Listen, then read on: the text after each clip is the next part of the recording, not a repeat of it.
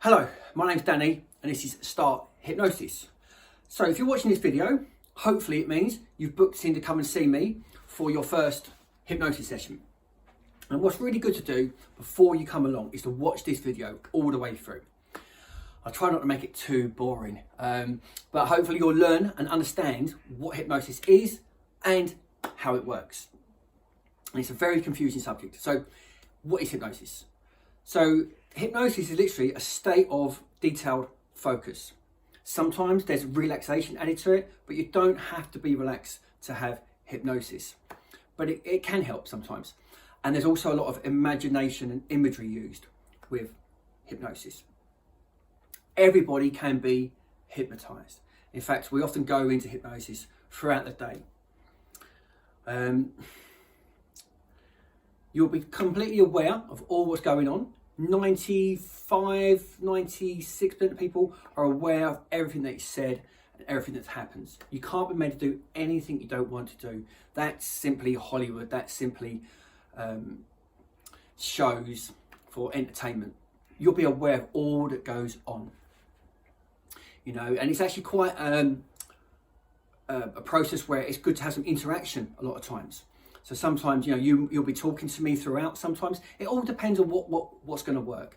And sometimes you'll even open your eyes in hypnosis and then close your eyes again and open your eyes. And it's a lot different from what people really believe it is. But you will be aware of all what's going on. And you can't be made to do anything you don't want to do. Okay, all right? So it's very safe procedure. So, how does hypnosis work? Okay, all right. So a good way of explaining it is looking at our brains. So we now know, science shows, that we have different parts of our brain. We have the really old, what's called the reptilian brain, which sits in the middle by the brainstem. Now this is 300 to 500 million years old. So imagine we've got this, the lizard brain they call it, the emotional brain. Okay, it's extremely big and extremely powerful because it's been around for 500 million years. And then we've got the logical brain on the other side. The logical brain, your neocortex, your logical thinking mind, which has been around for 200,000 to 1 million years. Okay, so this has been around for 500 times longer, even maybe more than that. So you've got to imagine the emotional brain like a beach ball, great big beach ball. Yeah, big, heavy, powerful beach ball in your right hand, and in your left hand, your logical, like a little grape, small little grape sitting there. Okay, all right. So your logical says, I'm going to start eating a healthier diet. I'm going to cut back on sweets and chocolates and cakes and junk food. And then you have to have a discussion now with the emotional and logical to see who wins. So the emotional might, to start with, go, oh, I'll go along with that for a little bit. And it might do for a few hours, a few days, a few weeks, a few months, if you're very, very lucky. But eventually, that emotional brain is going to go, do you know what? I want that chocolate. I want that junk food. I want to be lazy. I want to drink. I want to do whatever the behaviour is you want some help with. And once it decides to do it, the grape has got no chance. Another good way of looking at it is imagine your emotional brain, your lizard brain, is like a giant elephant. Okay? The biggest elephant you've ever seen. And you are on top of the elephant. You're the rider. Small little rider on top of the elephant with the reins. All right, now imagine you're taking this giant elephant, your emotional brain, through the zoo. Taking it through the zoo. It's going past different cages, little shops, seeing the kids and the families, and it's behaving reasonably well. And you seem to have control of this elephant, the emotional brain. But then the elephant sees its nemesis, a little mouse, or it sees its favourite food, a currant bun, apparently, or it sees it's washing time, bath time, and they bring out the hoses. So now the elephant decides it's got a different plan to what you have, and it decides to charge, to stampede. And once that elephant decides to go and do whatever it wants to go, you on top have got no control at all. You've got no chance of stopping the elephant. And that's why things like addictions, That's why diets, that's why phobias, so many things that we rationally go, well, this is what I want to do. And the grape's going, this is what I want to do. But it's the elephant, it's the emotional brain, it's the beach ball that we got to talk to. So how do we talk to the elephant? This is where hypnosis comes in and is a game changer. So Sigmund Freud, he used an analogy of the conscious and the unconscious minds. So imagine a triangle like this, okay? The top 5-10% is the conscious, and the rest, the 90-95, is the unconscious. Okay, so the conscious is obviously this conversation now, you're aware of what's being said, but it's in the unconscious where all your beliefs, behaviours, values, programs and habits are. If you want to change any of these, you need to go through the top, through the filter. So there's a filter at the top called the CCF, the critical conscious faculty. So if I say to you, the sky is yellow with pink dots, it hits the CCF and that just bats it away. You don't need to go outside and check what colour the sky is because you know, it's in here, you know what colour the sky is. If I say to you the sky is blue, it lets it through because you know it to be true. If I say to you, it'll be a good idea to stop smoking, well, this might not let it through, but in hypnosis, we move this out of the way. So when I say to you, smoking is not a cool thing to be doing. In fact, it's very dangerous to your body, to your organs, to your lungs, to your heart. And that if you want to find ways to deal with stress, anxiety, loneliness, there's much more healthier ways. And this can get in there.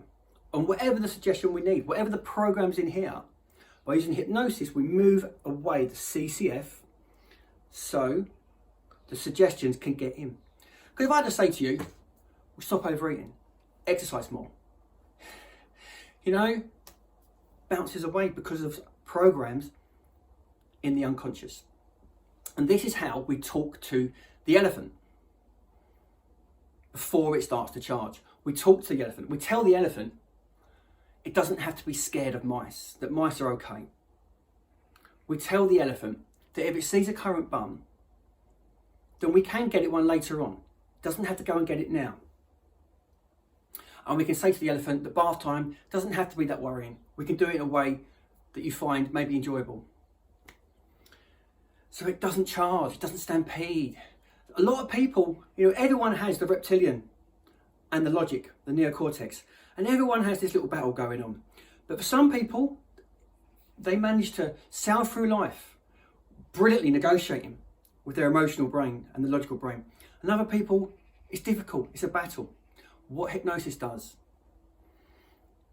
it strengthens and then it puts a parity between the two. So you can now talk to that elephant. You didn't even realise you had talked to an elephant, did you? That's what hypnosis is. So another thing I want to show you is this lemon. It's called the lemon test, or the lemon imagery test. It's basically to show you how powerful your imagination can be. So, see this lemon in my hand here, yeah? I want you to now imagine a lemon in your hand. I want you to go ahead and close your eyes. So close your eyes now. That's right. Close your eyes. It's important you do this, it really is. So close your eyes. Now imagine that lemon in your hand. I want you to feel the weight of the lemon. Feel the texture of the skin, the waxiness. Maybe you can squeeze it a little bit and you feel it's quite juicy and firm. Now, in your imagination, take a knife and cut the lemon. And as soon as you cut it, a burst of aroma floods into the air. And you can smell that wonderful citrus aroma. And then it's almost like you can taste it as well. And you can feel, it's almost like some of that smell was now going into your mouth. And you can taste the lemon. Some of that juice is there dripping down your hand.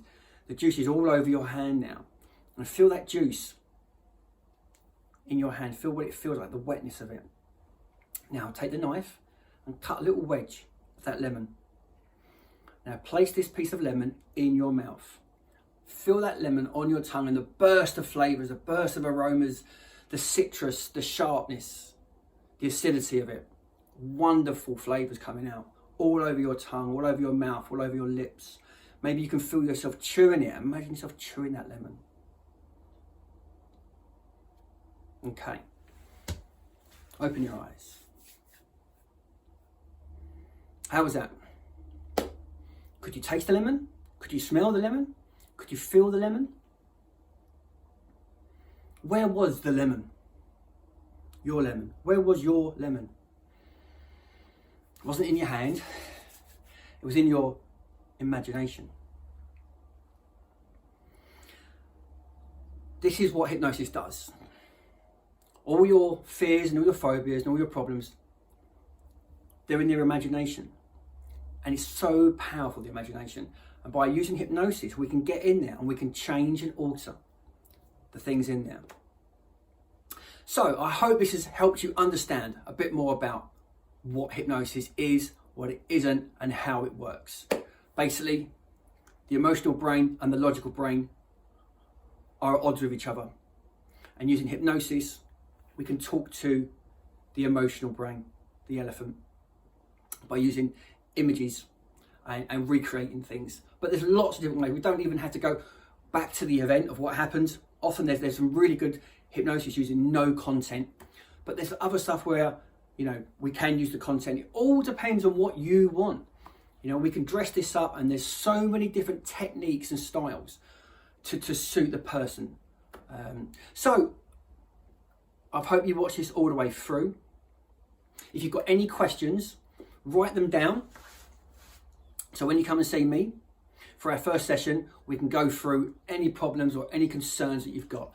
So I hope this helped, and I look forward to seeing you soon for your first session.